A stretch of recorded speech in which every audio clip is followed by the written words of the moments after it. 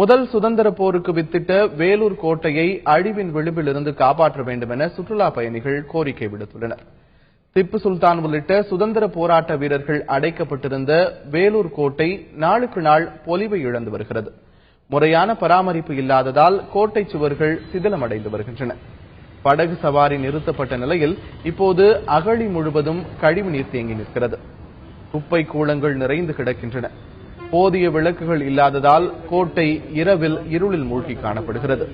எனவே கோட்டையின் பாரம்பரியம் கருதி இவற்றை சரி செய்து தர வேண்டும் என சுற்றுலா பயணிகள் கோரிக்கை விடுத்துள்ளனர். ஃபேமிலியோட வந்திருக்கிற இந்த வேலூர் கோட்டையை சுற்றி பார்க்கலாம் அப்படின்ட்டு கொஞ்ச நாளைக்கு முன்னாடி பார்த்தீங்கன்னா இந்த வேலூர் கோட்டையில் போட்டிங் வசதியெல்லாம் இருந்தது. இப்போ பார்த்தீங்கன்னா அதை கட் பண்ணிட்டாங்க. தண்ணிலாம் பார்த்தீங்கன்னா ரொம்ப பச்சை பசேன்னு கலராக இருக்குதா, ஒரு மாதிரி தூசி படிஞ்சிருக்கு. இதனால போட்டிங் நிறுத்ததுனால ஃபேமிலி சுற்றி பார்க்கும்போது பார்த்தீங்கன்னா கொஞ்சம் அனிசியா இருக்கு.